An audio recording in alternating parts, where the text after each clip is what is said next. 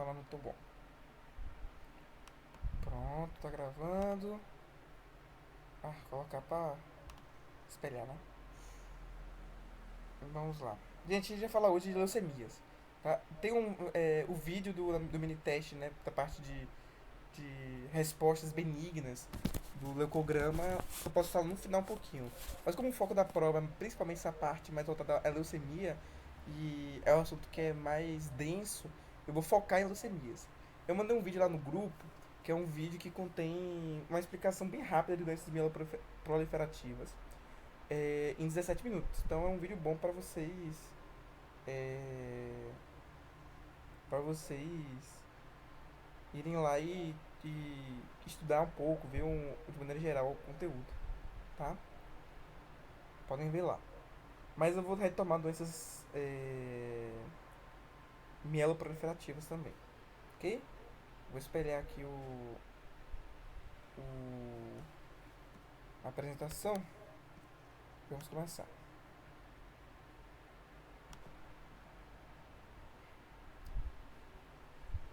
Então vamos falar de módulo série branca. Eu vou pular toda essa parte aqui inicial, que é a parte que eu falei anteriormente, que é o das respostas benignas, das funções básicas de cada célula e tudo mais. Se vocês quiserem, no final, eu posso retomar, tá?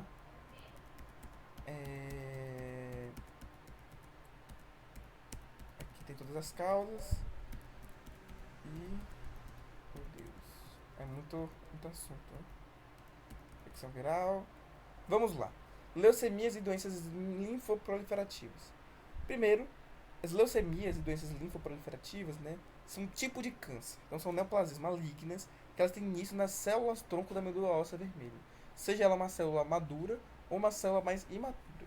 Geralmente sendo de células imaturas, porque células imaturas possuem uma atividade mitótica muito maior do que com células mais maduras, que geralmente, quando chegam na sua fase final, já perdem a capacidade de mitose. Tá? Então, na leucemia, as células sanguíneas doentes se formam e atrapalham a produção de células sanguíneas saudáveis da medula óssea vermelha, diminuindo seu número normal. A gente vai ver que um dos principais efeitos de leucemias no geral é dar uma baixa no hemograma geral, sabe? Então a baixa é massa, é baixa neutrófilo, enfim, é baixa plaquetas. Por quê? Porque a célula cancerígena, oncológica, ela vai ocupar um espaço, ela vai é, utilizar nutrientes que uma célula comum deveria usar. Então acaba que essa célula comum ela fica com nutriente insuficiente. A gente vai chamar isso de disfunção medular. Opa! As, as leucemias elas podem acontecer em basicamente qualquer ponto da maturação, né? É, é,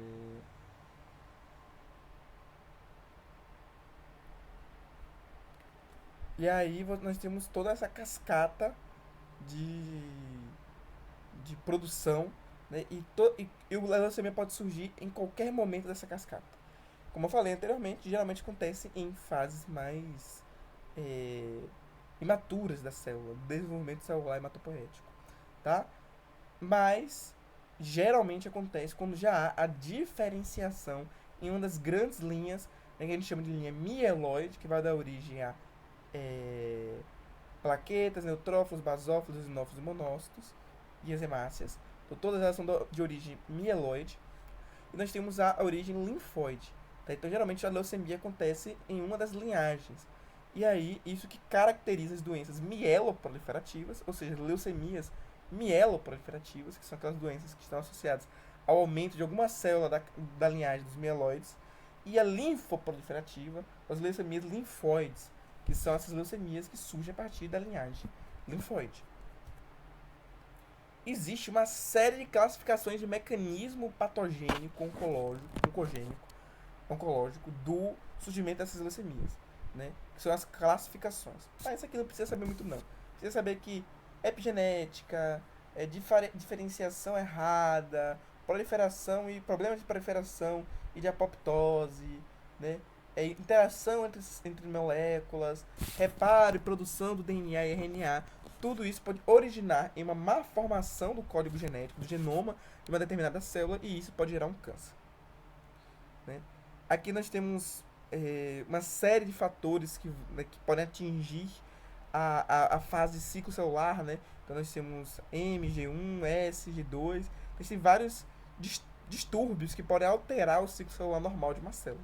Isso aqui é mais parte de patologia, estou trazendo uma pequena reflexão sobre isso, tá? Mas pode ser causado por infecções, pode ser causado por anticorpos, pode ser causado por mimesis das células, por mudança no genoma, epigenética, enfim, por diversos fatores. Como eu falei, elas são divididas em mieloides e linfóides. E elas são resultantes, as leucemias, agora falando especificamente das mieloproliferativas. É, é, as mieloproliferativas, a gente tem então que são resultantes de mutações do DNA da célula-tronco hematopoética ou precursor pouco diferenciado, levando a maturação e proliferação descontrolada. Pode acontecer por diversos fatores. Pode ser translocações de material genético nos cromossomos, inversão ou deleção. Mas geralmente as alterações cromossômicas vão gerar algum tipo de doença, né? E aí quando isso acontece numa célula, né, que antes era comum e agora tem essa proporção, ela pode originar, dependendo de qual gene, se for um oncogene, pode originar no câncer, tá? As leucemias agudas, as leucemias são divididas em mieloides e aguda e crônica, né? Mieloides, linfóides, agudos e crônicos. Então existe a leucemia mieloide aguda, leucemia mieloide crônica, leucemia linfóide aguda e leucemia linfóide crônica, tá? Mas leucemias agudas, em geral, seja mieloide ou linfóide, ela tem esse nome porque a característica da instalação orgânica da doença é de velocidade aumentada. Ou seja, há um rápido aumento das células, há um rápido aumento de proliferação e parada de maturação das células hematopoéticas. Ou seja, a neoplasia ela se instala com muita velocidade. E geralmente o prognóstico é muito ruim. Por quê? Porque é tudo muito rápido.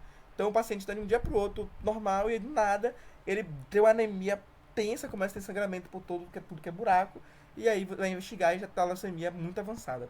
Por quê? Não foi diagnóstico precocemente? Não. Não teve diagnóstico precoce? Não. Porque realmente é característica da doença. Tá? As leucemias linfoblásticas agudas geralmente estão ali em 20% dos adultos. A leucemia linfoblástica aguda geralmente acontece com crianças. Por quê? Porque crianças estão desenvolvendo o seu próprio sistema imune adaptativo, que são realizadas a partir dos linfócitos. Então a linha linfóide ela fica mais comprometida. E por que é importante a gente saber o perfil epidemiológico de cada doença? Porque se chega um paciente no laboratório de análises clínicas, você suspeita que ele tem uma leucemia, se for uma criança, você vai suspeitar de uma leucemia linfóide. Então isso vai te dar dados analíticos para você confiar no seu diagnóstico e não desconfiar do método analítico, pré-analítico ou pós-analítico, tá? E a leucemia mieloblástica aguda, ao contrário, é mais comum em adultos, idosos e menos comum em crianças. Por quê? Porque esse sistema na criança ele já está bem estabelecido, vamos dizer assim, né? Não precisa ter tanta maturação, tá? Qual é a patogênese, né? Qual é a etiologia que a gente chama da doença? Qual é a etiologia da doença? A etiologia da doença, ela pode surgir por fatores ambientais, então exposição elevada à radiação, né? Agentes mielotóxicos, que tem alguns medicamentos que são mielotóxicos, né? Algumas anormalidades genéticas, como síndrome de Down, anemia de Fanconi, ataxia telangiectásica, imunodeficiência e algumas desordens hematológicas. Então, algumas doenças hematológicas e algumas próprias leucemias são fatores de risco para outras leucemias, tá? Qual é o aspecto clínico da leucemia aguda? Tá? Então a gente vai ter duas grandes características da leucemia aguda, seja ela linfóide, seja ela mieloblasta. Mas a gente vai focar agora em mieloblasta. Então eu estou falando aqui de leucemia mieloide aguda, tá? A partir de agora estarei falando de leucemia mieloide aguda, tá?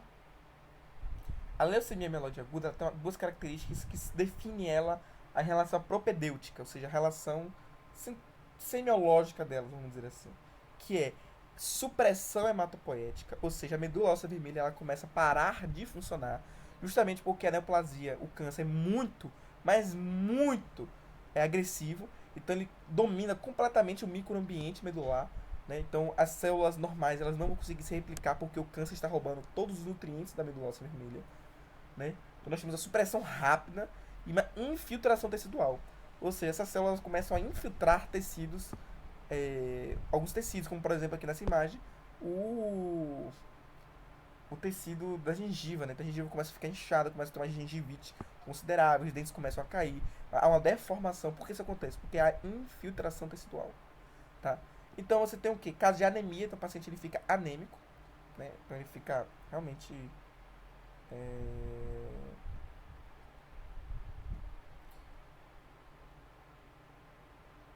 né? Então, tipo assim, você tem uma anemia, né? Você tem muita infecção porque tem poucas células, tem poucos leucócitos. Você tem hemorragia porque você tem poucas plaquetas. Isso tudo surge através da supressão hematopoética. A classificação da OMS, que é a classificação mais recente, né, de leucemia mieloide aguda, né, ela classifica em leucemias associadas a anormalidades genéticas recorrentes, né, que são esses genes aí super específicos.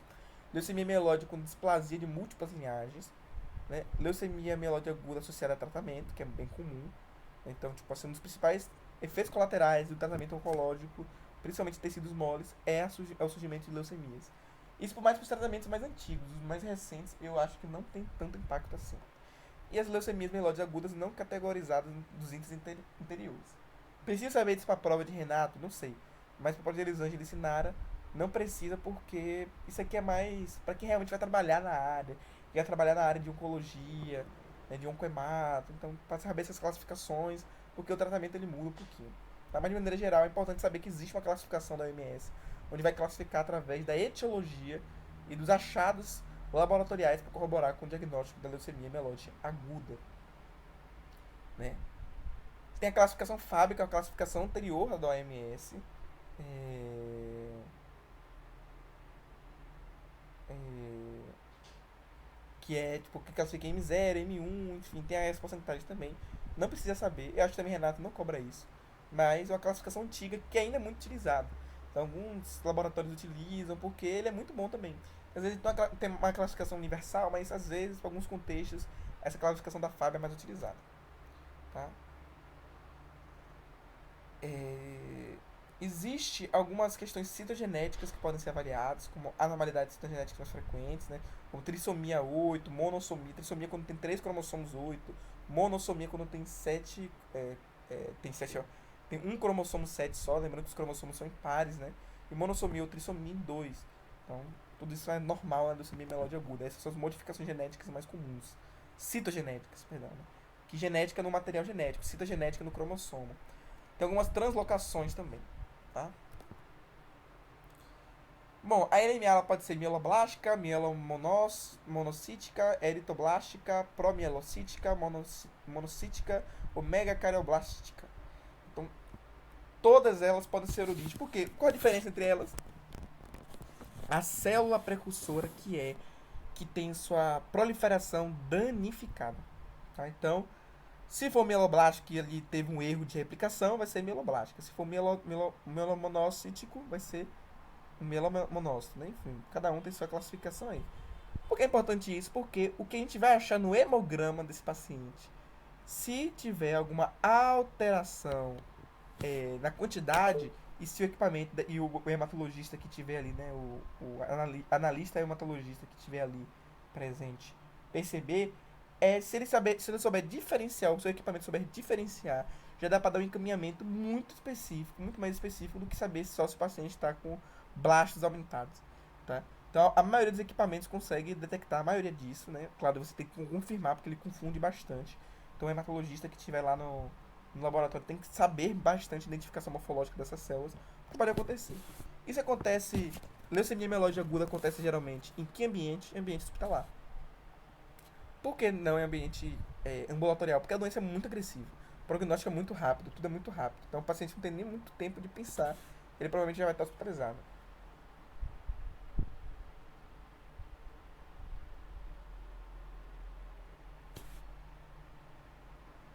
Enfim, deixa eu ver se eu esqueci alguma coisa.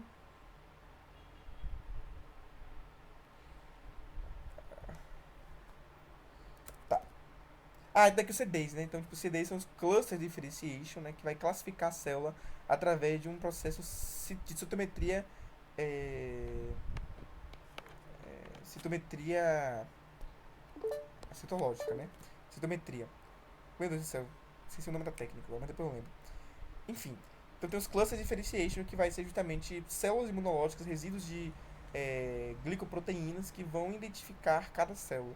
Então, quando tem CD11, CD13, CD15, CD33, CD 117, vai ser uma leucemia mieloblástica. Enfim, tá? Então, esses são as laboratoriais em geral. E o que é leucemia linfóide aguda, né?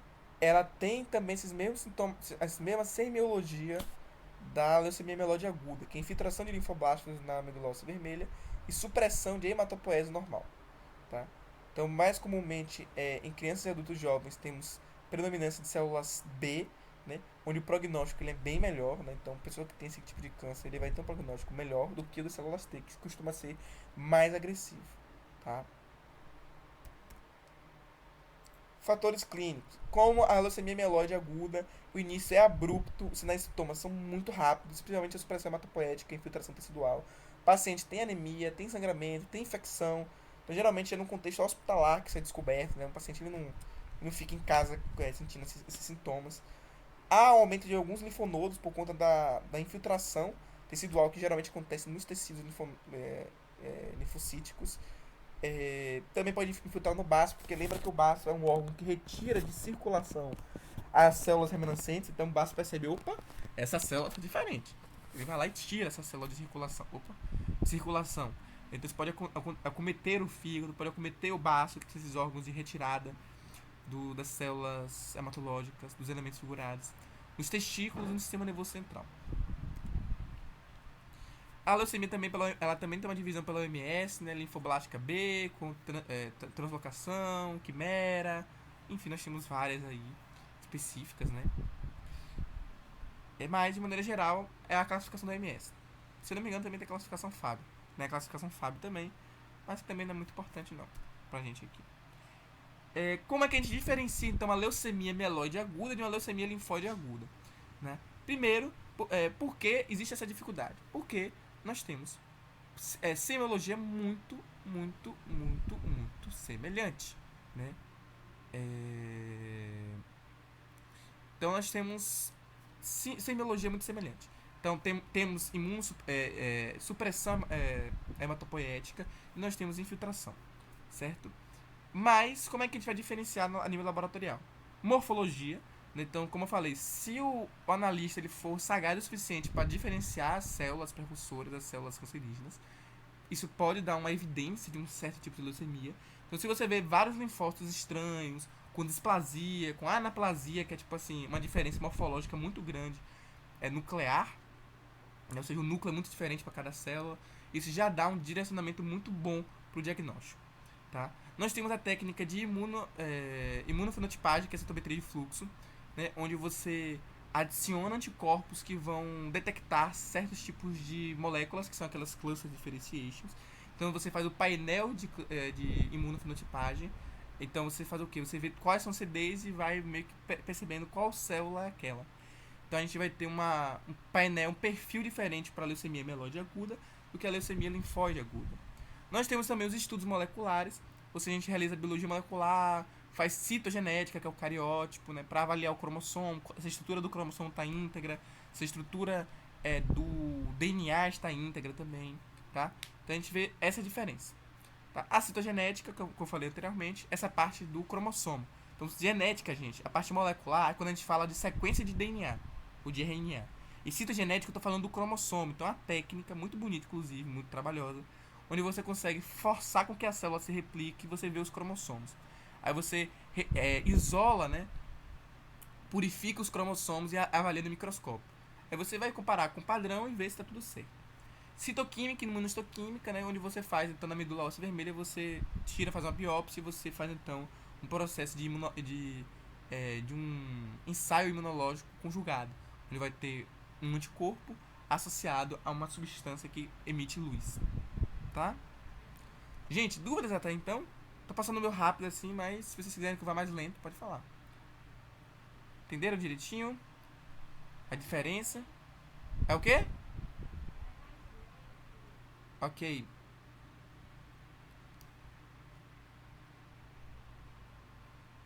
Tudo certo, gente?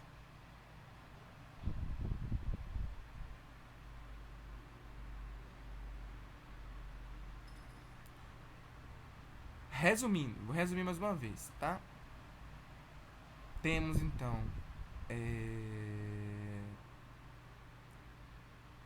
a diferença, Camila, é o seguinte: uma leucemia e a outra é diferente entre a linhagem. Uma é mieloide e outra é linfóide. Entendeu isso?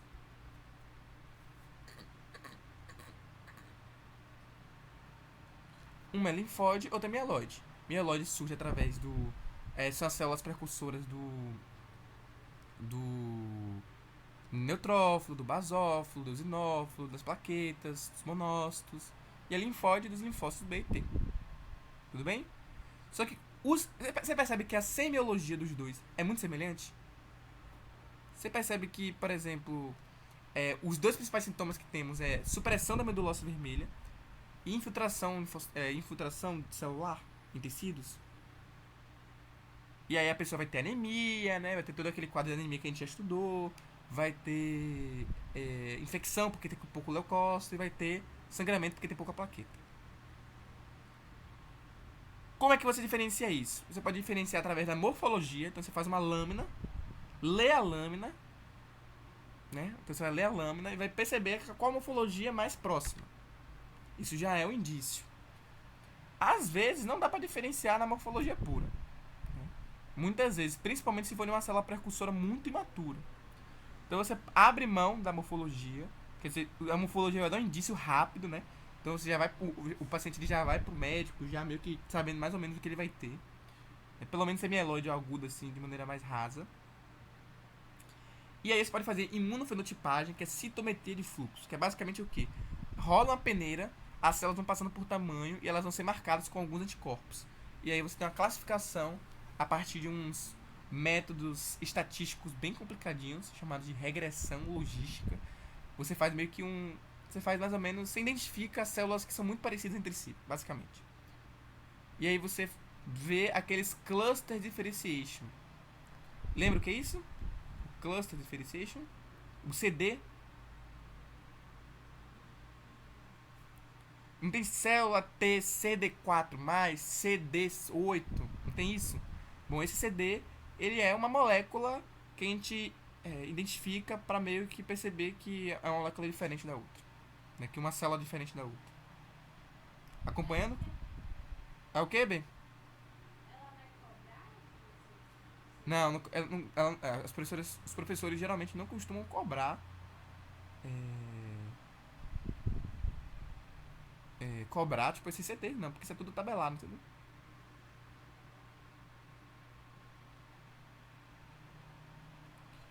Entendeu, Camila? Até agora?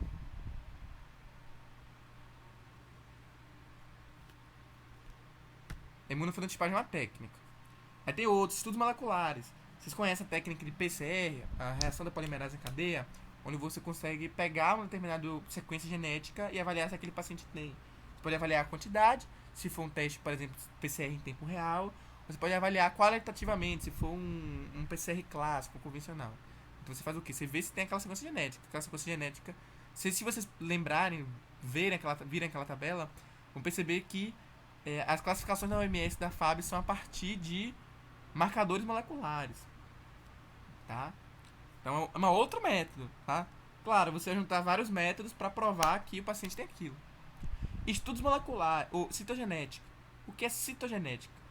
É você realizar um ensaio chamado de cariótipo. Você não vai avaliar um gene, você não vai avaliar a sequência genética, você não vai ver os pares de base do paciente. Você vai avaliar a estrutura cromossomal.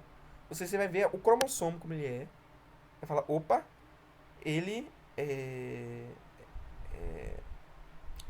ele tá com uma estrutura diferente. Né? Ele tem uma trissomia, uma monossomia, tem uma translocação, então uma perna foi para um lado, o braço foi para o outro, entendeu? Isso é citogenética. E citoquímica e imunistoquímica é muito parecido com imunofenotipagem. Você basicamente vai adicionar um anticorpo que vai interagir com uma molécula específica da série mieloide ou da série linfóide e você vai ver se brilha ou não brilha. Se brilhar, significa que ela é daquela linhagem. Ok?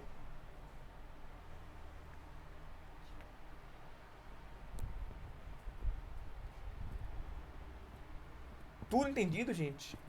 Sabem agora diferenciar uma leucemia linfóide aguda e mieloide aguda?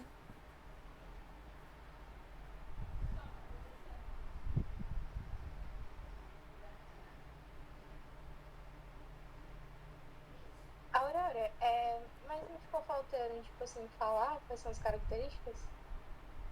As características das leucemias agudas e mieloides são muito parecidas, né? Linfóides também. Elas são muito Eu parecidas. tô falando em relação ao que você colocou os tópicos, tipo assim, da morfologia e tal, da imunofenotipagem, da citogenética, entendeu? Como assim? Não entendi. Você quer saber, tipo, o que diferencia os dois na Então, ela vai imunofenotipagem? cobrar específico ou ela só vai perguntar, tipo, como diferenciar? Como diferenciar? Porque, por exemplo, vou te dar um exemplo aqui, ó. Vou voltar aqui para a classificação das leucemias linfóides do tipo B e do tipo T, né? Do tipo B. Tá vendo? Leucemia barra linfoma linfoblástico B com translocação do cromossomo 9 para o cromossomo 22, com quimera de 34 com 11.2, gene BCR ABL1. Entendeu? Ela não vai cobrar isso. Mas se você ver isso, se você for numa tabela em qualquer laboratório, você vai ver que é esse tipo de leucemia, entendeu? Porque a leucemia ela vai ser classificada de acordo com o tipo de mutação genética que existe. Entendeu? O que vocês precisam saber para a prova e para a vida profissional em geral é que uma leucemia mieloide aguda e linfóide aguda elas têm a mesma semiologia, basicamente. Que é a supressão da medula óssea vermelha, ou seja, a medula óssea vermelha faz menos hematopoiese e infiltração de tecidos, tá? Então, a leucemia linfóide geralmente vai para baixo, fígado, testículo, sistema nervoso central, linfonodos, enquanto a mieloide é mais generalizada, entendeu? Mas o que vocês precisam saber é que para diferenciar, vocês precisam fazer algum desses testes. Ou vai para morfologia, ou para imunofenotipagem, ou para biologia molecular, entendeu? Vocês não precisam gravar cada tipo de mutação, não. Porque isso aí ninguém grava, né? Tá bom, obrigada. Tudo bem?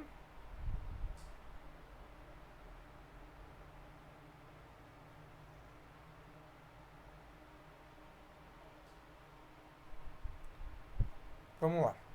Mais alguma dúvida, gente, sobre essa parte?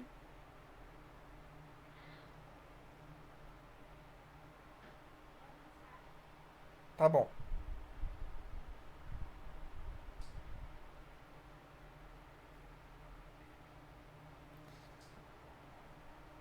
Vamos lá. Leucemia aguda, né? Então, diagnóstico, clínico, né? Então, tudo daqueles. Tem aquela tríplice, né? Anemia, infecção e sangramento. Mas o diagnóstico laboratorial acontece através do hemograma. Então, se você vê que tipo, a pessoa está com anemia, pouca plaqueta e tem muito blasto, então você já suspeita que é uma leucemia aguda, entendeu? O hemograma é sempre esse exame de triagem, assim, que vai te dar uma informação norte muito importante. Por isso que é o exame mais feito no mundo, né? Mielograma. O que é mielograma? É você avaliar um pouco da medula óssea, né?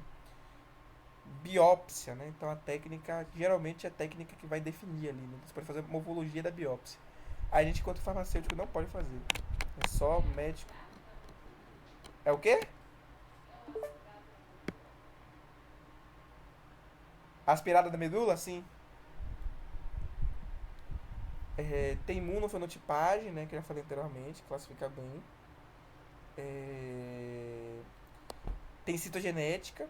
Tem um FISH, que é uma técnica imunológica bem chique. Mas não sei explicar direito o que é. Mas o FISH é uma técnica também. Biologia molecular, né? E é importante pro monitoramento de recidiva, tá? Porque você, tipo, às vezes o que acontece? Você trata o paciente, ele não tem. Você faz hemograma, você faz morfologia, você faz imunofenotipagem e não tem mais célula cancerígena.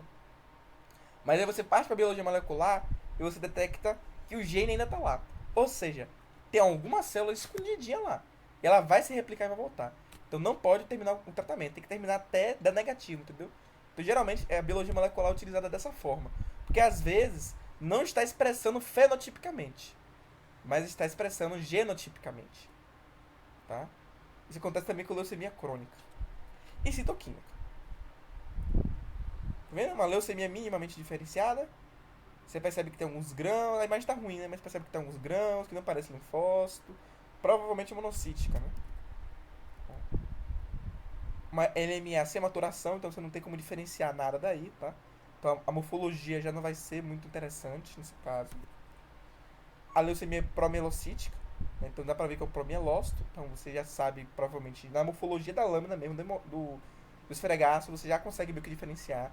Não fecha o diagnóstico, mas já dá um caminhamento muito grande. E como é aguda, então o paciente ele precisa do máximo de tempo possível, ganha melhor.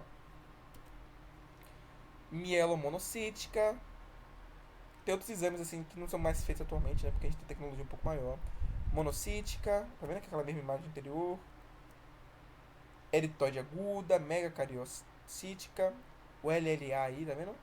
Também tem isso, tá? A neoplasia, quando você vê na lâmina, geralmente elas ficam muito perto. Tipo assim, elas ficam muito ligadinhas entre si, elas ficam aglomeradas. Geralmente porque elas têm células de adesão que ficam misturando uma com a outra. Mas essa parte aqui é mais da prática. Como a gente tem foco na parte teórica, se deixa pra monitoria teórica, prática. Tá? LLA. Aqui, tá vendo? A gente tem uma cacetada de marcadores moleculares, marcadores imunológicos que podem diferenciar as células. Mesma coisa. Qual o tratamento? Tratamento específico, que são os protocolos quimioterápicos que vão inibir a síntese de DNA e RNA. Aí, é um tratamento, né, bem complexo, que é o tratamento oncológico, juro. Poderia ser uma disciplina completamente à parte, assim, só tratamento oncológico, porque oncologia é o mundo, assim, né? Tipo, muito diferente. Os protocolos e tudo mais. Mas aqui, basicamente, vai ser dessa forma, né? E após indução, você vai dar um suporte ao paciente. Por quê? Porque células hematopoéticas, né? Leucemias, elas são muito agressivas, né? Principalmente aguda. Elas são muito agressivas, né? Elas são as principais células que se multiplicam no nosso corpo junto com o intestino. Então, o tratamento é muito, muito brutal, né? Muito impactante. Então, hidratação, transfusão de sangue, porque o paciente às vezes perde muito, né? Perde muito hemoglobina, perde muita plaqueta, enfim. Vamos pro caso clínico rapidinho? Para aplicar nossos conhecimentos que aprendemos até agora? Vamos lá. Paciente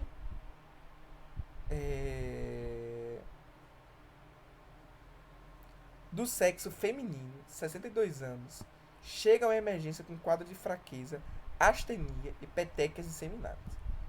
Vamos lá. Paciente do sexo feminino, né? A gente viu alguma questão de sexo? Não, né? Então, sexo não importa, não tem diferença. 62 anos, então você já pensa em algo, uma pessoa idosa, geralmente, se for uma leucemia aguda, vai ser provavelmente uma leucemia mieloide. A gente não tem nada confirmando ainda. Eu estou falando assim, possivelmente, né?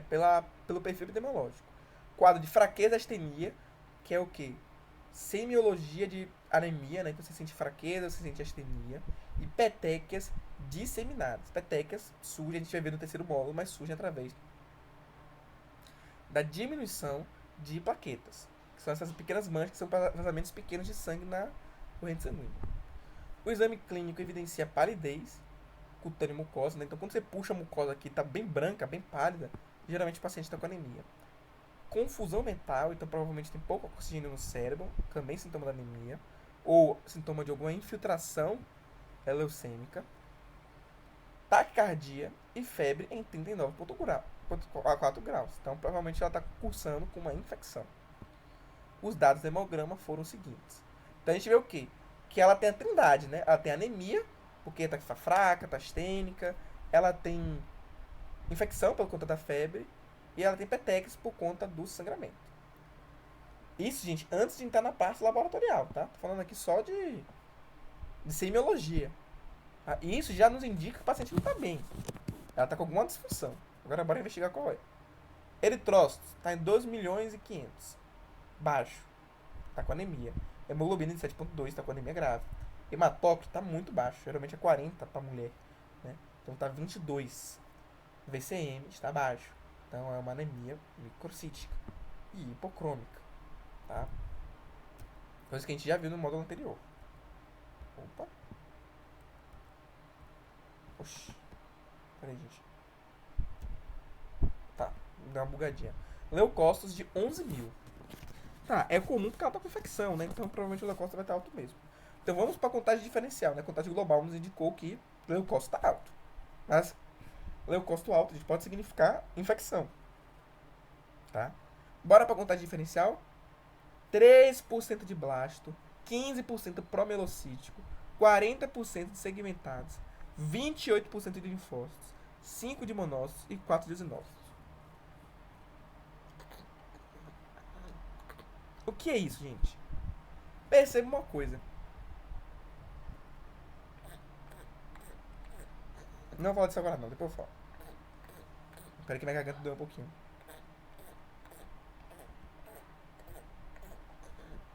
Peraí, gente, que minha garganta deu uma cortada grande. Bom, percebam que nós temos blasto, né? Blasto geralmente é um indicador forte de que tem alguma leucemia. Tipo, blasto, até que não. Mas, se não tem promielócito, a parada tá mais tensa. E perceba uma coisa. Essas porcentagens, elas são coerentes? Pergunta não retórica agora. Elas são... Hoje em dia mais não, Ana Catarina. Eu acho que hoje em dia mais não. A gente tem técnicas tão mais avançadas, entendeu? É uma técnica específica e tudo mais. Um pouco sensível. Vocês acham que essa ordem tá certa, gente? Você acha que é normal ter 3% de blasto, 15% de promielócito e 45% de segmentados? Tá não escalonado. Isso, tá não escalonado. O que é não escalonado? Nós temos mais promielócito do que blasto. Porque blasto, ele precisa passar de promielócito para blasto, né? Ou seja, a gente tem uma célula imatura mais presente do que uma célula madura. E isso é um forte indicativo de leucemia. Então a gente pode definir aqui que ela está com a leucemia. Aurora, e se tivesse, por exemplo, 15% de blasto e 3% de promielócito? Seria leucemia? Não. Por quê? Porque está escalonado. Ou seja, a escala de cada porcentagem está de acordo com o que é esperado. Entendeu? Então, aí a gente tenderia a achar que era uma infecção. Se fosse o contrário, né? Se fosse escalonado.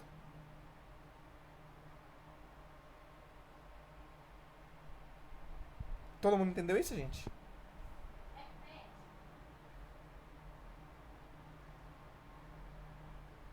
Ó.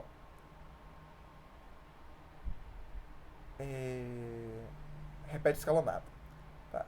O que vocês entendem por escalonado? O que é escala pra vocês?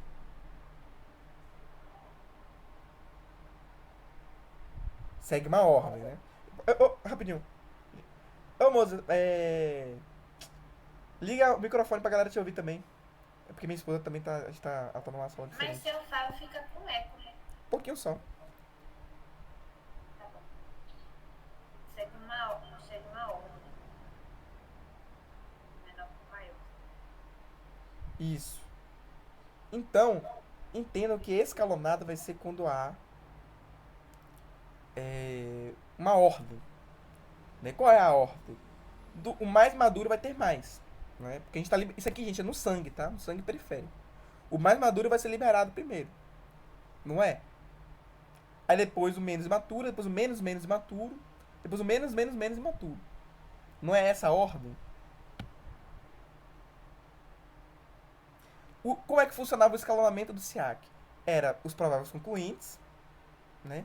Depois as pessoas do semestre, depois a pessoa com CR, depois o resto. Não é? Esse escalonamento. É a ordem que você estabelece. Quando a gente fala que existe uma leucocitose escalonada, significa que ela está seguindo a ordem. Ou seja, tem muitos segmentados, aí depois tem um pouco de blasto, depois tem um pouco de percussores. Porque essa é a ordem de liberação. Libera primeiro o mais maduro, depois o menos maduro, depois o menos maturo, até o menos maturo possível. Isso pode acontecer em casos benignos, como por exemplo infecção. Infecção bacteriana, quando você tem um aumento de liberação de neutrófilo, por exemplo, está liberando neutrófilo, você uma hora vai liberar blast, depois vai liberar promielócito, mas vai seguir uma ordem. Perceba que nesse caso, a gente não tá seguindo essa ordem porque tem mais promielócito do que blasto. E blasto é mais maduro. Ou seja, foi o que a gente. O câncer, a leucemia é o SIGA A. A gente pensava que o escalonamento, que a ordem seria um, só que foi outra, entendeu? Foi outra completamente diferente. Então isso que é a leucemia, entendeu? Então leucemia, quando um indicativo no hemograma forte de que há uma leucemia é essa leucocitose não escalada. Entendeu?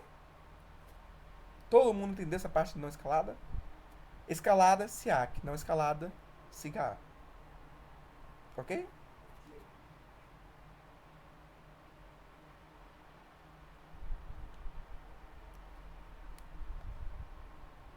Isso, tinha que ter mais blasto do que mielócito. Entende?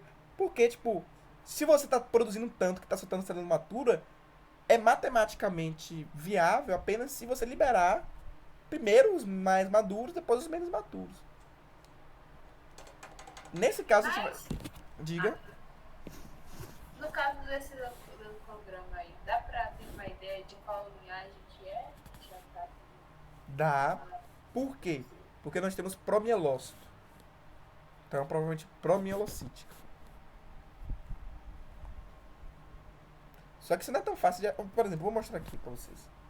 Esse é o achado morfológico do caso clínico. Granulação primária, né? Nucléolos, muita presença delas, então elas estão muito presentes. Isso indica pra gente uma leucemia promielocítica. Ah, não, isso aí é medula óssea, tá? Então, medula óssea tá aí.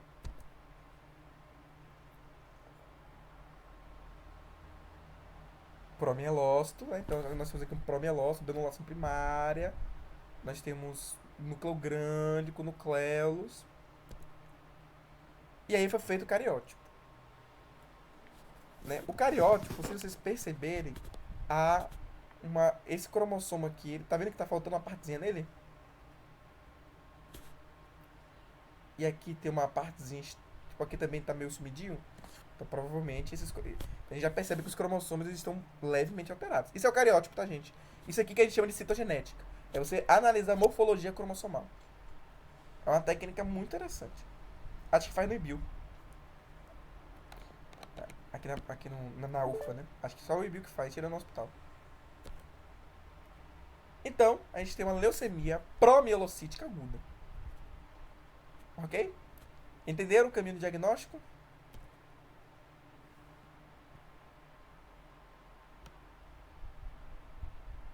Translocação 15-17. Tá? Então. Ó. Como tá o cromossomo? Não, Filadélfia é crônica.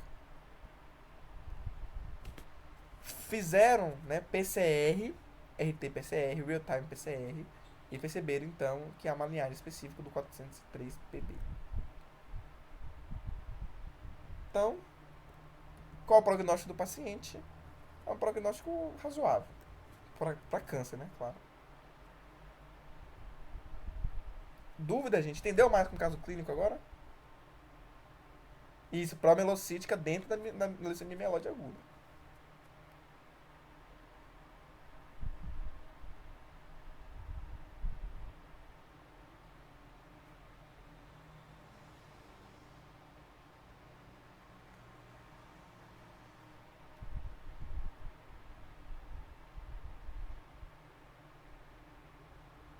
Tudo bem?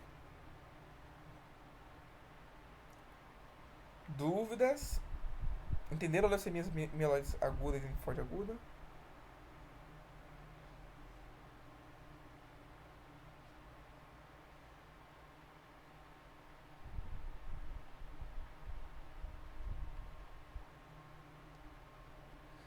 Tá, vamos lá. Doenças mieloproliferativas. Né?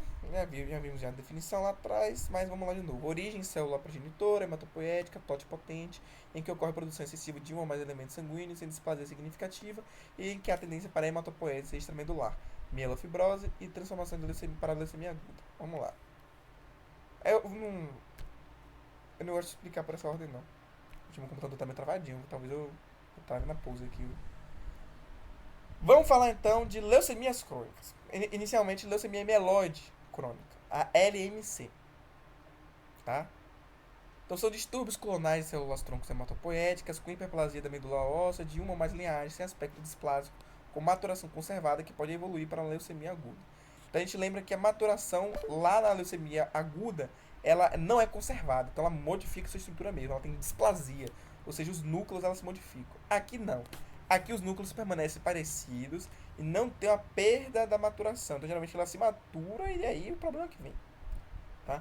As leucemias crônicas, elas são lentas e de curso prolongado. Tanto, gente, que geralmente esses pacientes eles são ambulatoriais. A maioria dos pacientes descobre que tem uma leucemia crônica quando vão fazer hemograma de rotina. Então, vão fazer hemograma de rotina e descobrem, eles nem sentem nada. Tá? Então, a semiologia é um pouco difícil. Geralmente adulto de meia idade, mas né, pode acontecer com qualquer idade, basicamente. E nós temos hepatoesplenomegalia. Porque isso aumenta do fígado e do baço. Por quê? Porque são os órgãos que retiram células hematopoéticas, hematológicas de circulação, né? Quer dizer, elementos figurados do sangue de circulação. Então, se você está tirando muito, ela vai sofrendo um processo inflamatório e também ela vai acumulando e vai crescendo. As doenças mieloproliferativas podem ser divididas em leucemia mieloide crônica, LMC, a leucemia neutrofílica crônica, a leucemia eosinofílica crônica, mielofibrose idiopática crônica, policitemia vera, trombocitemia essencial, doença mieloproliferativa não classificável. Então, esses são alguns tipos de leucemia.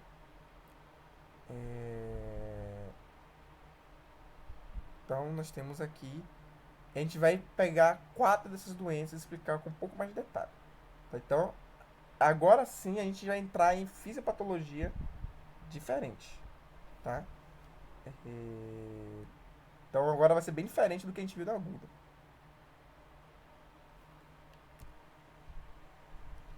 Vamos começar com leucemia mieloide crônica, a LMC. Leucemia mieloide crônica é uma doença proliferativa resultante da mutação somática de célula pluripotente. Geralmente ela acontece através de um achado citogenético chamado de cromossomo Filadélfia, que é essa translocação entre o cromossomo 9 e 22, tá?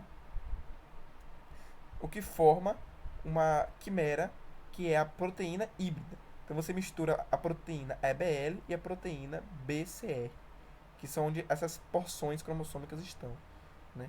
E você tem a que a gente chama de proteína híbrida BCR-ABL. Então vamos falar do achado laboratorial primeiro. Qual vai ser o achado laboratorial da LMC? Cromossomo Filadélfia, se for citogenética, e se for fazer biologia molecular, o gene quimérico BCR-ABL1. Esse gene quimera, ele vai expressar numa proteína quimera que vai ter uma função de tirosina quinase. Então o que acontece? Ela é uma enzima que vai aumentar a proliferação celular. E como ela está quimerizada, então ela é muito mais potente, vamos dizer assim. Então ela consegue produzir muito mais, como posso dizer, estimuladores, vamos dizer assim. Eu estou falando de maneira muito simples, porque a fisiopatologia é bem difícil mesmo. Mas ela consegue meio que estimular a produção de células da linhagem mieloide. Então esse é o mecanismo fisiopatológico. Quais são as características da LMC, então? Leucocitose não escalonada, plaquetose, então aumento de plaquetas, sem anemia na fase crônica. Mas então não temos anemia. O diagnóstico acontece geralmente após 1 ano de doença, para vocês verem quão crônica ela é. Manifestações clínicas. A gente vai dividir em fase crônica e fase aguda. A fase crônica é quando a doença está com pouco semiologia, né? Então a pessoa não sente nada, só tem algumas alterações laboratoriais, e a fase aguda é quando a doença se avança para o prognóstico ruim. Nós temos então curso indolente, ou seja, você não sente quase nada, né? Na fase acelerada, nós temos a fraqueza, emagrecimento, dorose, sudorese noturna, esplenomegalia acentuada, crise blástica, fraqueza, febre, sangramento cutâneo mucoso. Por quê? Porque nós temos a disfunção medular. Tá? Vou ver.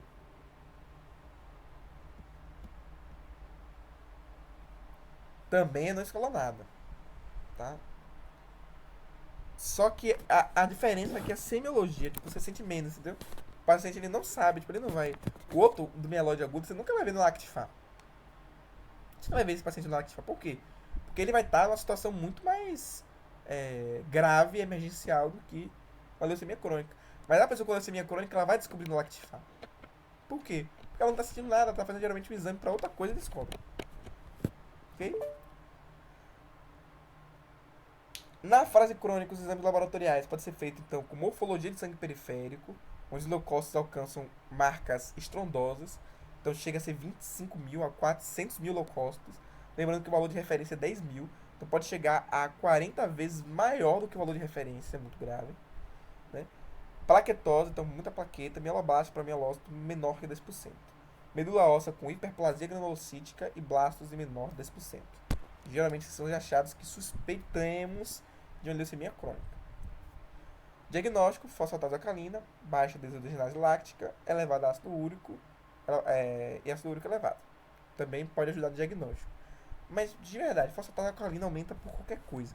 Então, não é um biomarcador específico, ele é sensível. Lactato desidrogenase também, aumenta em qualquer situação. Se você se machucou, a LDH vai aumentar. E ácido úrico também não é um biomarcador muito bom. Mas ela pode ser utilizada ali numa fase inicial, né? Então você já suspeita, vamos dizer assim, para encaminhar o paciente para o diagnóstico em si. A fase blásticas maior que 90% no sangue periférico ou na medula óssea. E esplenomegalia. Tá? Então, leucemia mieloide crônica. A gente tem aquela suspeita diagnóstica inicial com não escalonado, LDH elevado, ácido úrico elevado, fosfatase alcalina elevado. E o diagnóstico acontece mesmo com cromossomo Filadélfia ou com gene BCR-ABL1. O tratamento, que não trouxe aqui, mas o tratamento ele acontece a partir de um inibidor específico dessa enzima, né? Que é o inibixumab, se não me engano. Inatimib, isso. Sumab é quando é imunobiológico, né? Que ele vai inibir essa enzima, então ela é um tratamento muito eficaz, muito bom, já é bem conhecido pra gente, né? A gente, quanto comunidade, né, de saúde, assim, né, enfim, profissionais de saúde, a gente conhece muito, né, sobre esse sistema, não é algo novo. E geralmente você acompanha a biologia molecular até sumir o gene, aquilo que eu falei anteriormente, né? Às vezes você não tem mais célula, tá tudo bem, mas se você parar o tratamento ali, você percebe que o paciente ainda tem BCR-ABL1, então ele pode expressar novamente essa proteína quimera e a pessoa pode ter uma recidiva. Tá? E a recidiva ela sempre vem pior do que a doença originária. Policitemia vera. Vamos primeiro falar da policitemia. Policitemia são várias células em excesso. Tá? Ela é caracterizada pela poliglobulia, quando a gente tem um hematócrito maior que 54%. Né? Ou seja, a gente tem muita hemácia. É o contrário da anemia. Entenderam? A gente pode também chamar isso de eritrocitose. O que é eritrocitose? A gente tem muito eritrócito. Né? Quais são os sinais e sintomas? Hiperviscosidade pode ser analisado quando você vai tirar o sangue do paciente, né? Ele já vem viscoso. Justamente porque tem tanta célula que a água ela fica... a tensão superficial da água aumenta por conta das interações com os elementos figurados e ela fica viscosa. Complicações neurológicas, gota e úlceras, trombose e hemorragias e esplenomegalia. Porque tem muita célula, gente, tem muita célula. Então elas vão se acumular no cérebro e podem causar um dano. Elas podem criar, né, precipitados e formar as gotas e também tem infiltração para formar as úlceras. Pode ter trombose e hemorragia. Por quê? A trombose ela vai ser feita através do gasto de plaqueta, né? Você vai gastar a plaqueta, né? E para fazer o trombo, então você vai ter pouca plaqueta disponível para sangramento e vai ter o trombo feito, né? Então é o pior dos dois mundos. Você vai ter trombose junto com a hemorragia. E esplenomegalia é porque o seu corpo precisa realmente retirar toda essa quantidade de células do sangue e isso vai aumentar o tamanho do fígado e do baço. Tá? Como é que acontece o diagnóstico laboratorial? Hematócrito elevado, hemoglobina elevado, leucócitos elevados e plaquetas elevados. Então, ao contrário da mieloide aguda. Quando tudo está elevado, a gente vai suspeitar de uma policitemia vera. Tá? Ela é bem boa de diagnosticar porque ela é muito única, né? Em questão do hemograma. Então, o hemograma é muito único. Ácido úrico geralmente está elevado. Dosagem de eritropoetina vai estar baixa, porque é uma eritropoiese independente da eritropoetina. Baixa de vitamina B12. Baixa de ferro medular. E a evolução geralmente é por diagnóstico de exclusão. Então o que você faz? Pô, não é nenhum outro tipo de leucemia. Faz todos os exames para leucemia. Não é, então vai ser leucemia velha. Rapidinho, gente. O que foi? Tratamento? Eu acho que é sangria e quimioterápico. Gente, rapidinho, eu vou dar uma pausa só pra ir no banheiro, rapidinho. Calma, gente, só faltam 82 slides.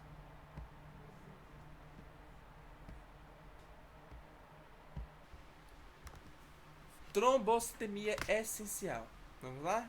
É caracterizado por intensa plaquetose, né? E nós temos sinais e sintomas como esplenomegalia, sangramento, trombose e geralmente são assintomáticos, tá? Diagnóstico também por exclusão. Então, se você tem muita plaqueta, pouco hematócrito, hemoglobina, geralmente você vai pensar na trombocitopenia essencial.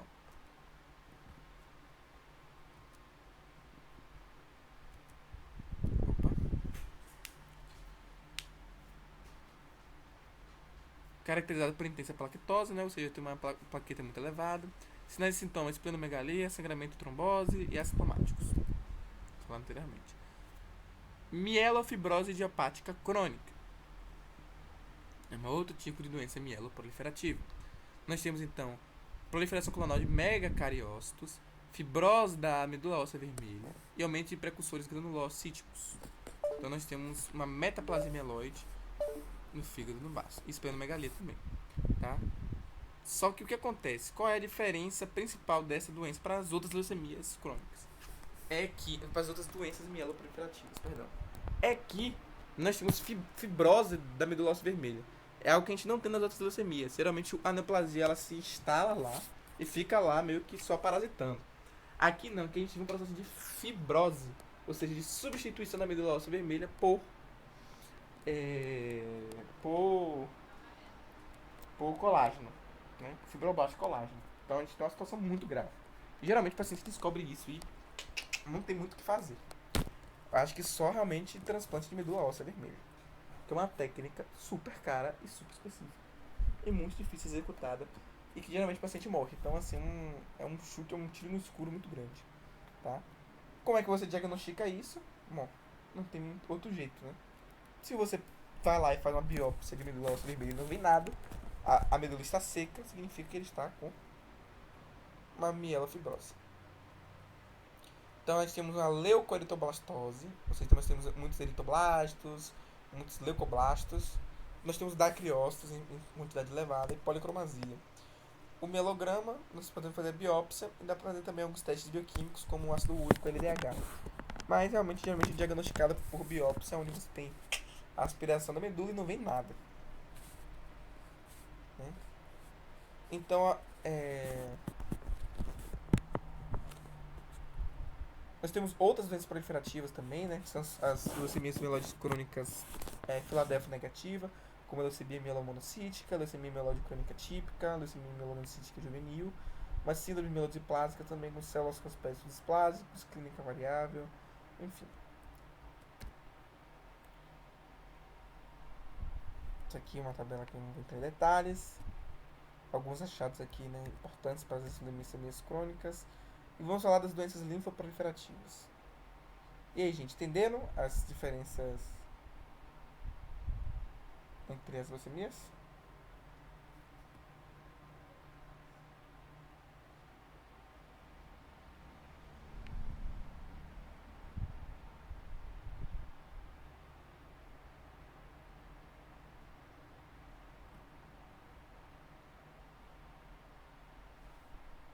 Tudo certo?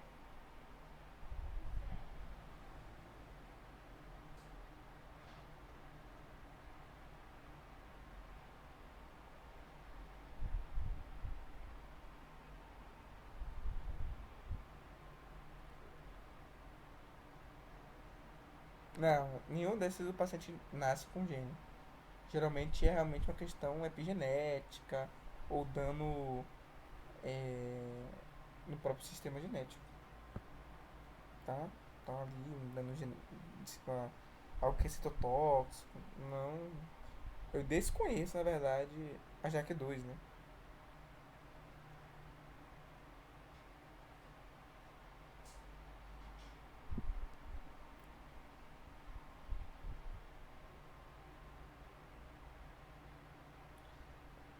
Vamos falar de doenças linfoproliferativas?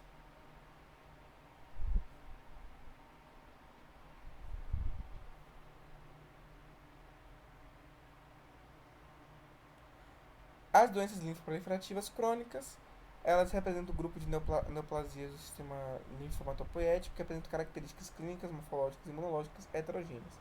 Então, tal qual as doenças mieloproliferativas, nós temos aqui uma doença que tem etiologia não, mas manifestações clínicas laboratoriais muito diferentes do que nós esperamos, vamos dizer assim.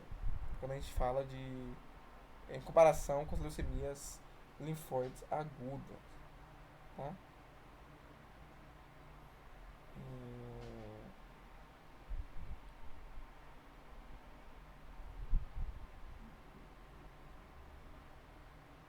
Pediu um instante.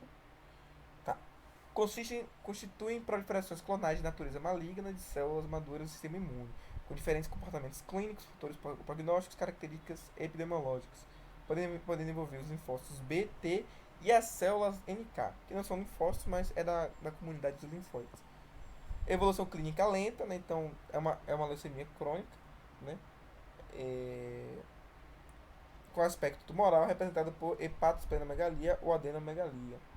Então são características bem comuns ali com as leucemias mieloides crônicas, né? As doenças mieloproliferativas, na verdade. Então, é basicamente isso. Bom, todas elas apresentam como característica o fenótipo de células maduras. Né? Então, diferente das linfóides agudas. Nós temos então os linfomas, né? Que são essas leucemias mais crônicas. Nós temos linfomas não Hodgkin, né? E os linfomas, tem uma cacetada, né? Mas os linfomas de Hodgkin, né? E os leucemias de células T e NK. A gente vai explicar um pouco melhor isso. Leucemia linfocítica crônica, né? Então predominantemente em idosos, então como eu falei, ao contrário da leucemia linfóide aguda, né? Que geralmente é em criança, né? Nós temos aqui uma prevalência maior, né? Uma incidência maior em pessoas idosas, tá? Tem uma característica que tem muitos linfócitos maduros, né? Tanto no sangue periférico, quanto no baço, quanto no fígado, quanto nos linfonodos, que deriva da proliferação neoplásica de uma célula indiferenciada. As características, incidência 2 vezes maior em homens do que em mulheres, então a gente tem a questão de sexo. Presença de leucocitose variável com linfocitose absoluta persistente, linfocitose. Então, o que acontece? A gente sempre tem linfócitos muito elevados, né? Então, se tem muito linfócito elevado, você já vai pensar numa leucemia linfóide, no mínimo, né? Presença de dependente de linfonodomegalia, hepatosplenomegalia, anemia e ou trombocitopenia. Então, é o quadro geral de leucemias que a gente está vendo até agora. Características moleculares e imunofenotipagem, né? Presença de linfócitos maduros no sangue periférico, na medula óssea, nos nódulos linfáticos no baço. A gente tem essas translocações cromossômicas que são mais comuns, os proto-oncogenes, né? Ou seja, não é que vai gerar o câncer, né? Mas provavelmente gerará o câncer. Citocinas, né? Então, algumas citocinas vão fazer o estímulo do crescimento de algumas células neoplásicas, né? E algumas com função autócrina ali mesmo. Vamos para a característica da LLCB, ou seja, leucemia linfóide crônica do tipo B. Então, a gente tem uma linfocitose periférica elevada, então tem mais de 5.000 linfócitos, tá? Linfocitose de mais de 30% na medula óssea, marcador de monócitos de CD14 em 5% das células, resultados negativos para CD10, FMC, CD25, CD103, CD79B e CD22. E estudo genético usualmente normal, com ou trimossomia do 12 relativamente específico. Então, percebam que a gente faz uma análise morfológica e depois uma análise através da citometria de fluxo. Então, também segue uma ordem assim, de diagnóstico que a gente geralmente segue. Não tem um gene específico, tal qual a leucemia mieloide crônica, mas a gente tem, vamos dizer assim, um direcionamento através da citometria de fluxo e do achado do hemograma mesmo.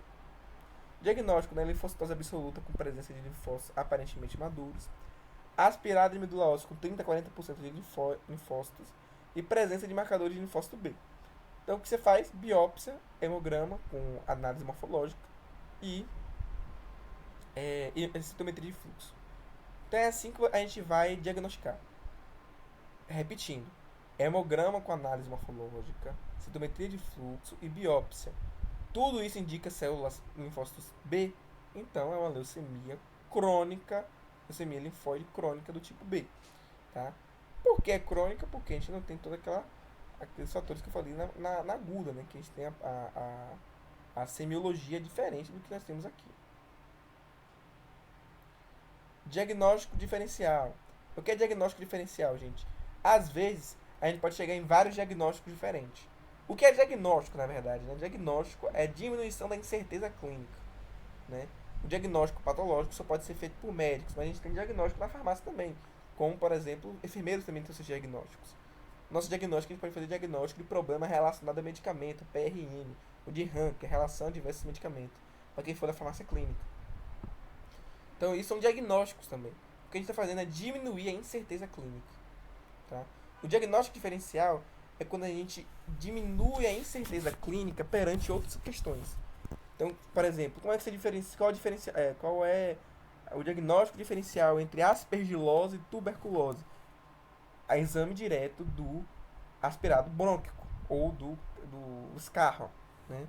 Então, é um diagnóstico diferencial que vai diferenciar, que vai diminuir a incerteza entre duas opções que são que tem protocolos diagnósticos muito semelhantes.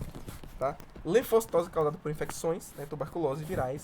Então, às vezes, a pessoa tem uma linfocitose persistente porque ela está com infecção que dura muito tempo. Então, tuberculose, a gente sabe que a pessoa fica com tuberculose por meses, né? O protocolo de tratamento para tuberculose atual é de 6 meses, então a pessoa fica com a linfocitose elevada, então a pessoa pode ser induzida ao erro. Então, você tem que descartar a partir de testes imunológicos, sorotipos. Você tem que descartar de algum jeito, dar o seu jeito para descartar linfocitose. Tá? E esplenomegalia malarial hiperreativa, né? Que vai ter aumento do baço, né? Que é esplenomegalia, é a linfocitose por célula B. Ah, eu preciso me preocupar com isso? Na nossa região, não, porque a gente não é uma região endêmica de malária. Mas onde é uma região endêmica de malária, que é um hospital das clínicas, por exemplo, tipo um UPS da vida, um hospital universitário, talvez seja uma preocupação, né? Seja um diagnóstico diferencial importante. Mas aqui, com uma chance de que alguém tem malária tão baixa, que a gente geralmente não faz esse diagnóstico diferencial aqui na Bahia. É um prognóstico geralmente desfavorável, porque é uma doença muito brutal. Né? Então, geralmente, o pessoal vai viver pouco tempo. E de linhagem T, geralmente a gente tem um prognóstico um pouquinho melhor, tá?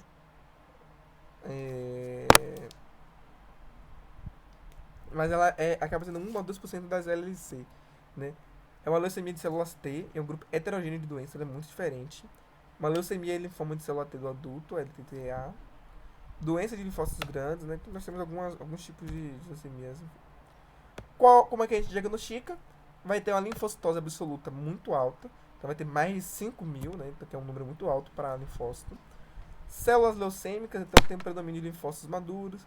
Linfocitose na medula óssea de mais de 30%.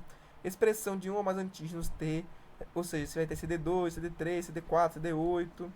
Fenotípico mais frequente é o CD4+, e rearranjo gênico de TCR. Né? Não dá para também fazer por citogenética, mas a gente vê então um padrão muito semelhante com a leucemia linfóide crônica do tipo B.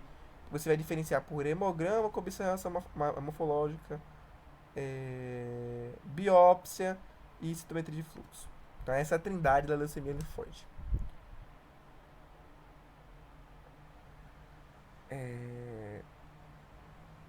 Tudo certo na Bahia? Pode repetir o quê? Fala no microfone, B. Repete a trindade lá que você falou. Trindade, vamos lá. Nós temos. Nós temos hemograma como observação morfológica. Então, perceber se tem uma linfocitose, se essa linfocitose ela parece ser típica, se não parece ser típica. Biópsia, então para ver se tem mais uma linfocitose, né? Ou seja, tem linfócito em mais de 30% da medula óssea, né? Então 30% das células é de linfócito na medula óssea vermelha. E citometria de fluxo, onde você vai ver os CDs, né? Então se for tiver um CD baixo, né? Então um CD de 1 a 10, mais ou menos é um CD de linfócitos T. É CD4, CD8, essas coisas. Então se você perceber essa expressão, então provavelmente é uma leucemia linfocítica crônica. Linfóide crônica. Tá?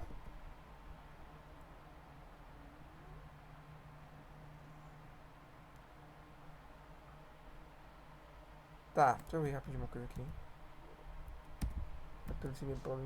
E linfomas também. Tá. Eu vou pular para a pelocística porque geralmente não se cobra, tá? Vamos falar de linfomas. Linfomas são conjuntos de doenças caracterizadas pela substituição das células linfocitárias normais por neoplásicas nos linfonodos, timo, baço e medula óssea, principalmente. A prevalência é mais comum em adultos acima de 50 anos. As hipóteses prováveis coincidentes são influência genética, contaminação ambiental, agente infeccioso, por exemplo, o vírus Epstein-Barr, imunodeficiência de GA, síndrome de Wiskott-Aldrich e AIDS. São alguns fatores de risco, né? Opa. Os linfomas eles podem ser divididos em não Hodgkin e Hodgkin. A gente vai falar do linfoma de Hodgkin já já. Tumores de tecido linfóide em forma folicular ou difusa envolvendo células B ou T. Características: presença de linfadendopatia indolor assimétrica em um ou mais linfonodos regionais. O que é isso? Quando você tem aumento do linfonodo, geralmente assimétrica e geralmente em regiões periféricas, pescoço, essas regiões assim. Quadro clínico mais variável que na doença de Hodgkin: disseminação não regular, extranodal ou manifestações leucêmicas. Presença de anemia normocítica normocrônica, infiltração medular, hemólise e esplenomegalia. Pode ser feita, então, ela é paz negativa, né? Em relação à citogenética, então nós temos LDH aumentado e microglobulina elevada. Meu Deus, travou. Principais causas hereditárias por lesão do DNA, como síndrome de Fanconi, xeroedema, pigmentosa, agentes infecciosos como Epstein-Barr, HTLV, entre outros, né, Helicobacter pylori, imunodeficiências hereditárias, diminuição de GA ou adquiridas através do HIV, que a gente chama de AIDS, carinhosamente de AIDS. Drogas carcinogênicas e radiação. Tá vendo aqui o linfoma? Esse aumento.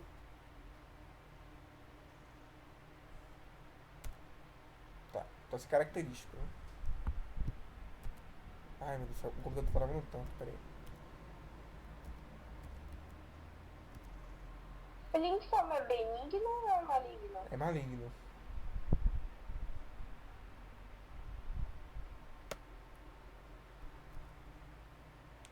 Aqui, ó, estadiamento clínico. Vai diferenciar o tratamento, prognóstico, comparação. Dá pra ver pelo hemograma, LDH. Tem que avaliar a sorologia para ver se tem Epstein-Barr, HTLV1 ou 2. Né, biópsia da medula óssea, porque vai ter uma biópsia ganglionar.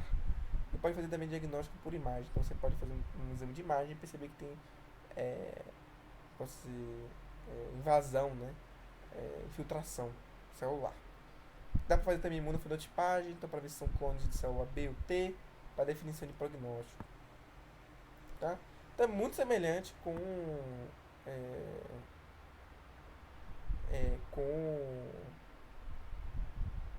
leucemia, só que a única diferença é que ele vai se instalar no linfonodo, ou no timo ou no baço, entendeu? Basicamente essa é a diferença.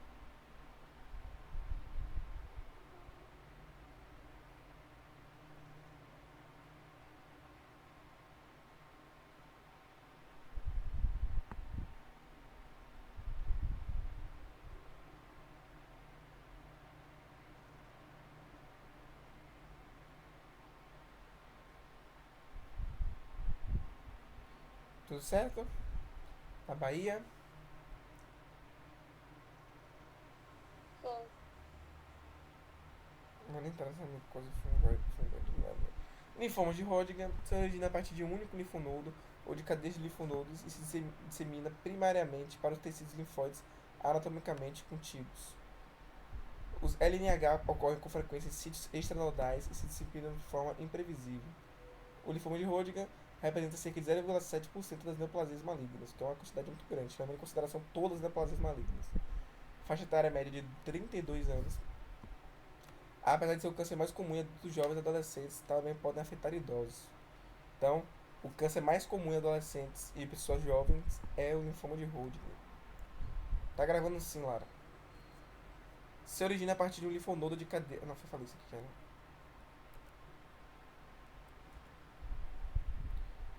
Qual é o que caracteriza como linfoma de Hodgkin? É esse achado aí, que é as células de Reed-Sternberg, que também é chamada de coruja. A célula coruja, que parece uma corujinha, os olhos de coruja, né? Então tem essa característica morfológica na biópsia, no linfonodo. Então você diagnostica através da biópsia. Então você tem essa estrutura que é muito, muito, muito característica.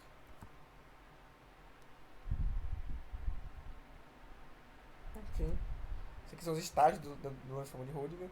É uma região de linfonodos, depois duas ou mais regiões de linfonodos confinados em um lado do diafragma, envolve linfonodos acima e abaixo do diafragma, envolve regiões fora do linfonodos, doença difusa na medula óssea vermelha, fígados e outros locais extranodais.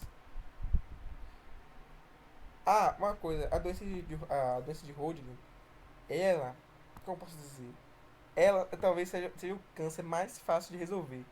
É um dos melhores prognósticos que nós temos, pelo menos das doenças da oncohemato, provavelmente a doença mais simples de resolver. A gente conhece tratamento há muito tempo já. E não sei se vocês lembram daquela influencer, né, que falava que estava com câncer terminal. Lembra dela? Isabel. É o quê? Isabel, o nome dela. Isso. Então, o que acontece?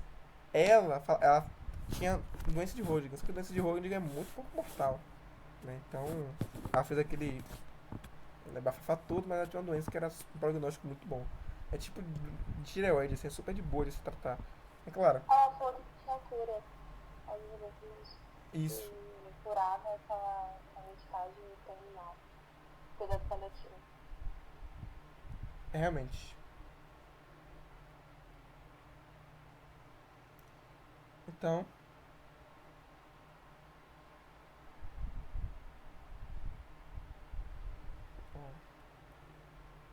Rapidinho, gente. Respondeu uma mensagem da minha orientadora que mandou mensagem agora. Pera.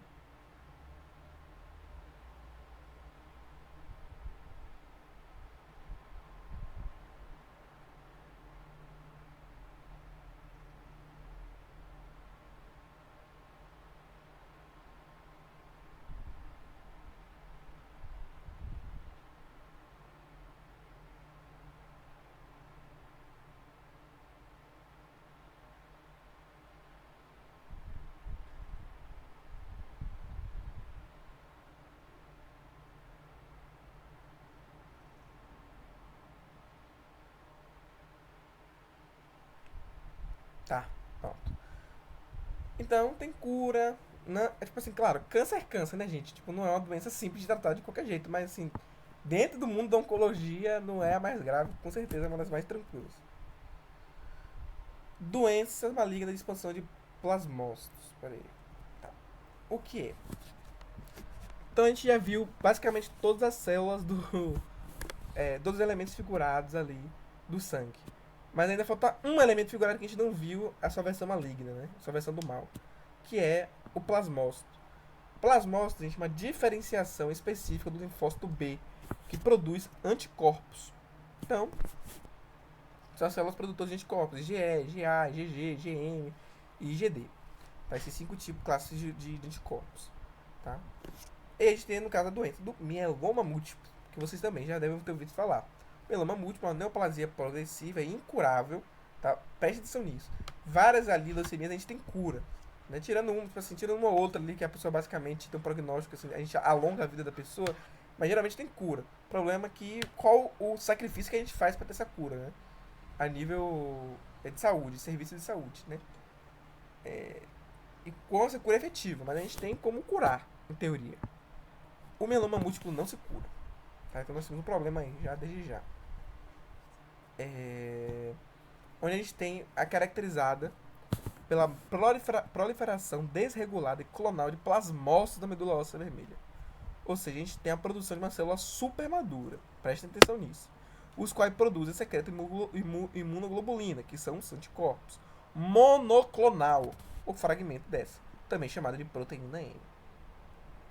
A incidência maior é entre pessoas de 50 a 70 anos.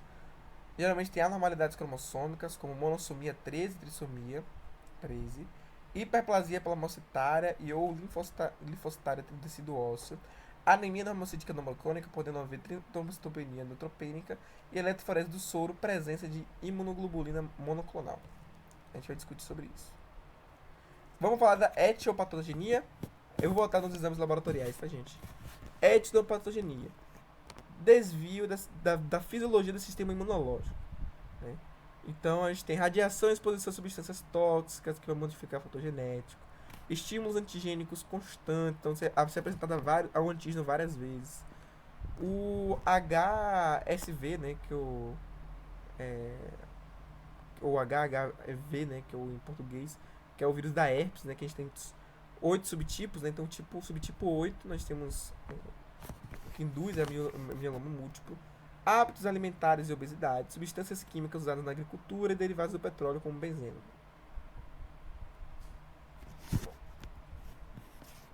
Principais sintomas: fraqueza e palidez, dores ósseas, sintomas neurológicos, insuficiência renal, insuficiência cardiorrespiratória, sintomas osteoarticulares, manifestações hemorrágicas, infecções graves, crescimentos tumorais, tontura, sonolência, confusão mental e convulsões. Então a semiologia é muito grande, é muito diferente das outras. Então nós temos infecções, nós temos insuficiência renal, insuficiência cardíaca, né? Enfim, nós temos uma castada de coisa, né? Como é que a gente vai fazer o diagnóstico com uma semiologia tão difícil como essa? A gente vai ver. Tem a parte da doença óssea, né? Então tem reabsorção óssea aumentada, aumento de atividade osteoclástica, formação óssea diminuída, então a pessoa tem tipo uma osteoporose, osteoblastos escassos e menos ativos e doença renal. Vamos para as alterações laboratoriais. Na série branca, geralmente a gente tem leucopenia por neutropenia. Em 15% dos pacientes, a presença de plasmócitos no sangue periférico. Então, indo de contramão. Ai, minha garganta doeu, gente, peraí. Ai, peraí, rapidinho, deixa eu dar uma descansadinha na voz. Um minutinho só.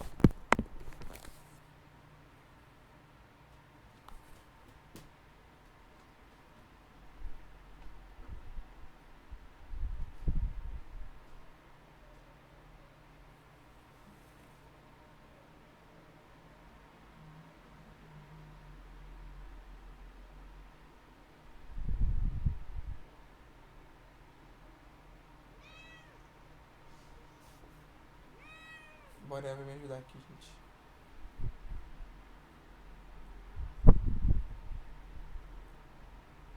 Tá. Então, na contramão das outras doenças neoplásicas malignas, nós temos aqui uma neutropenia, uma leucopenia ao invés de uma leucocitose. Opa. Oh, gente, minha gata tá na minha frente. Pera aí, bora. Nós temos insuficiência medular, mas ela não é tão comum quanto nas outras doenças, né? 20% dos pacientes. E é uma substituição do tecido hematopoético por células mielomatosas. Plasmócitos, que são plasmócitos da medula óssea vermelha. Causa anemia, neutropenia e trombocitopenia. Série vermelha, anemia normocítica e normocrômica de grau variável. E tem a formação de HULUX, que são essas daqui, ó. São essa estrutura morfológica aqui. Tá vendo? Aqui onde está o indicadorzinho, que é como se fossem moedas empilhadas. É um achado muito específico do mieloma múltiplo. Por quê? Porque aumenta as células de adesão para o processo inflamatório, elas vão aderindo uma na outra e acaba fazendo essa filinha indiana aí.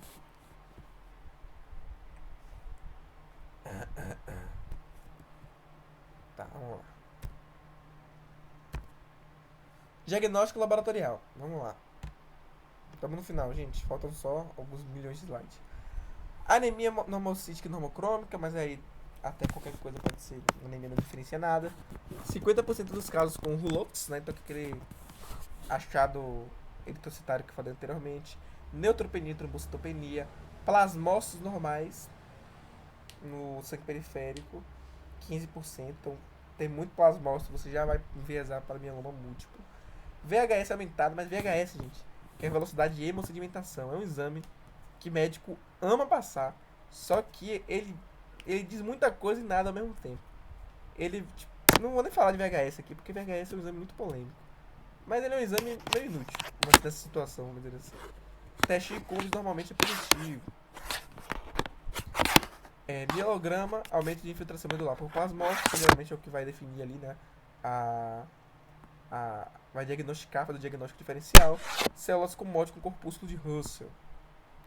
Imunofenotipagem vai ter essas características aí específicas, que são os marcadores de plasmócito. Então a gente segue naquela trindade, né?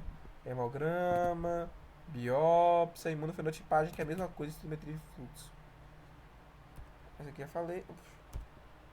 E a gente tem um exame super específico. Não super específico não, mas assim, que a gente não costuma ver muito em pacientes comuns, né? Que é a eletroforese de proteína. Quem é que já pegou bioquímica clínica já viu isso daqui? O que é eletroforese? Eletroforese é uma técnica laboratorial onde você imprime um campo elétrico magnético e há uma migração de uma determinada substância, nesse caso das proteínas. Na eletroforese normal, né? A gente tem isso daqui. Nós temos as albuminas, nós temos as alfa-globulinas 1 e 2, as beta-globulinas e as imunoglobulinas, que são essa parte final aqui. Principalmente, né, influenciada por IgG. Mas quando a gente tem uma elevação gradativa da fração gama-globulina, caracterizada por pico monoclonal, ou seja, a gente tem um clone só, a gente só tem um tipo de imunoglobulina a ser secretado, então isso é um forte indicativo de mieloma múltiplo. Por quê? Porque como a gente está produzindo o que acontece com o mieloma? Você produz uma célula neoplásica, ou seja, você tem uma unidade de célula neoplásica, ela vai se multiplicando e vai se acumulando, né? São células imortais, né? Então elas não morrem, basicamente. E elas ficam se replicando e geralmente elas secretam um anticorpo monoclonal específico. Então você consegue detectar através da eletroforese de proteína. É muito utilizada. Agora nem sei mais o que é. Meu Deus, calma.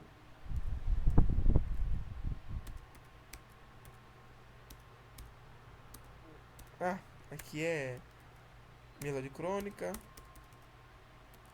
Então tá.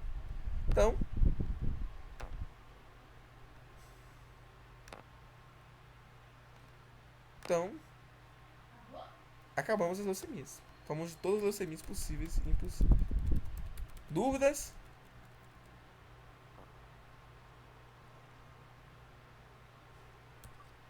Eu tenho uma, Aurora, tipo assim, só pra essa pessoa entender. Se me der um caso clínico, se houver, tipo, presença de blasto, eu já ligo logo as leucemias agudas, né? Aí, se eu não tenho presença de blasto, de célula matura, eu tenho uma dura, penso na crônica, é isso? Não, acho melhor você não ir por esse caminho. O caso clínico ele vai ter provavelmente a semiologia, né, os sintomas. Acho melhor você ir pelos sintomas, né? E também, geralmente, leucemia. As doenças mieloproliferativas crônicas, elas têm características muito específicas. Então, a leucemia mieloide crônica, ela tem um achado laboratorial, que é o cromossomo Filadélfia, entendeu? Depende muito do caso, assim. Eu acho que você tem que ver. Na hemato, gente. Nas análises clínicas, na verdade, a gente sempre é uma investigação, né? É uma investigação geral. Então, o que você vai fazer? Você vai juntar pistas. Nenhuma pista é definitiva, entendeu? Entendi. Então, você tem que juntar uma certa quantidade de informações. Uma informação isolada, tirando casos super específicos, como o cromossomo Filadélfia, né? Mas, de maneira geral, você ainda precisa de toda uma propedêutica e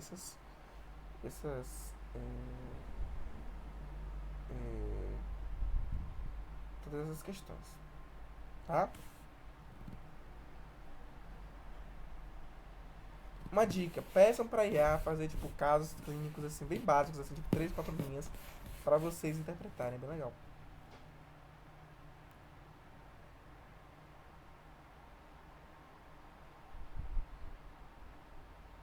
Deixa eu ver se tem alguma dúvida aqui no chat. Você pode explicar a diferença entre reação leucêmica e leucemoide? Bom, reação leucemoide é benigno e reativo. Ou seja, você tem um processo infeccioso e você vai lá e luta contra aquilo, né? Então você tem uma leucocitose induzida por algum agente infeccioso, geralmente.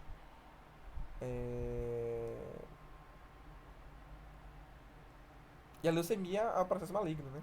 Então a reação leucêmica é um processo maligno.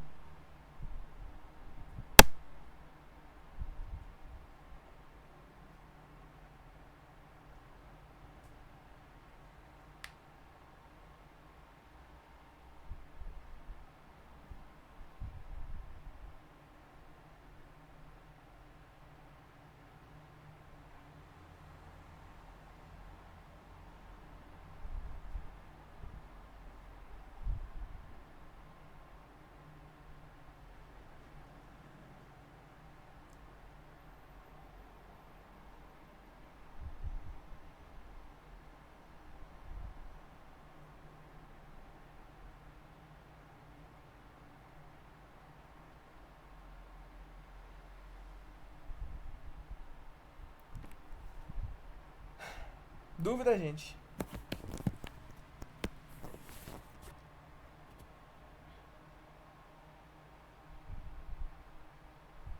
Vocês querem que eu fale rapidamente sobre reações benignas?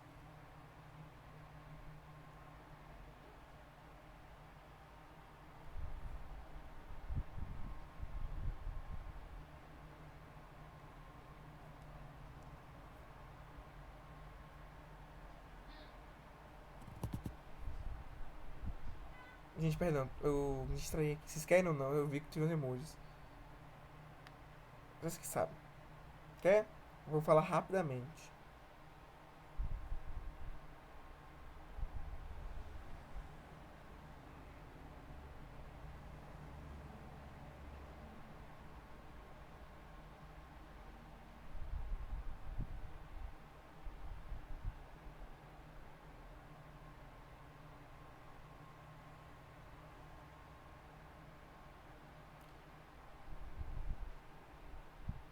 Tá, vamos lá.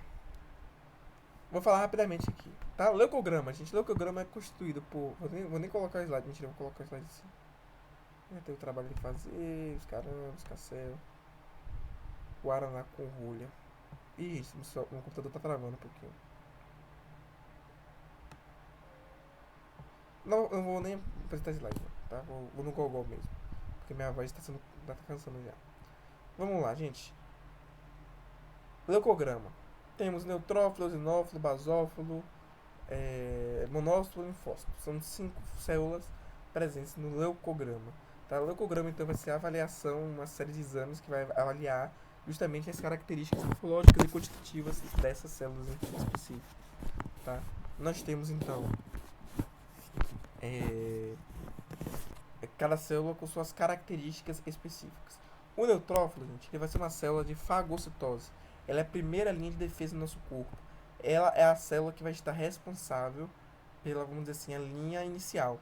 Então ela vai começar a infiltrar, ela vai começar a fagocitar os patógenos e vai sinalizar todo o sistema imune inato e adaptativo para que haja toda uma preparação imunológica.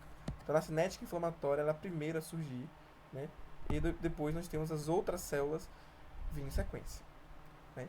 Então geralmente acaba estimulando os monócitos. Chega os monócitos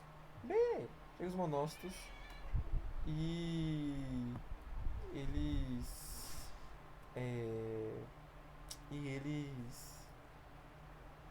e eles vão lá e começam a se diferenciar em macrófagos, também tem uma função fagocitária, né?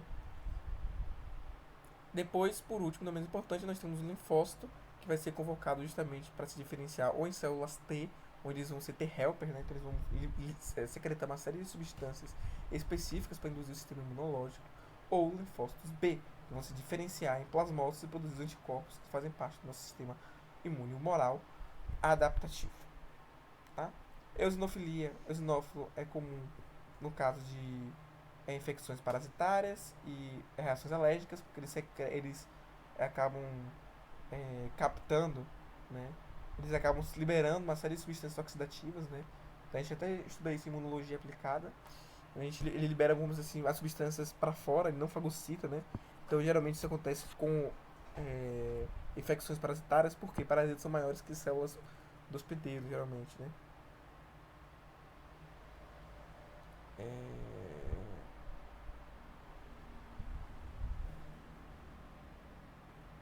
Rapidinho.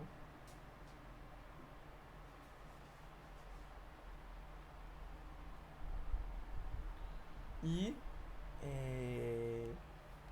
nós temos por último basófilo, que a gente até hoje não sabe direito para que serve. Ela só realmente aumenta em casos de câncer, casos leucêmicos. De resto, a gente não sabe porque ele existe, ou se ele tem alguma função. Antigamente a gente acreditava que eram os mastócitos, mas não são. A gente sabe que eles carregam heparina, mas também não estão associados com a coagulação. E eles carregam IgE também, heparina e outra coisa. Mas a gente não sabe a função deles ainda. Acho que basicamente é isso, gente, que eu posso falar rapidamente. Minha garganta já tá bem machucadinha porque eu tô doente ainda. Tá? Mas entenderam de maneira geral os assuntos, revisaram.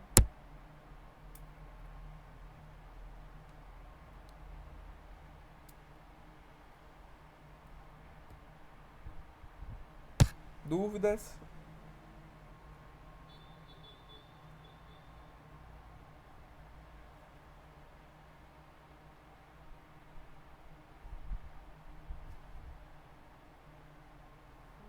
Questionamentos, perguntas?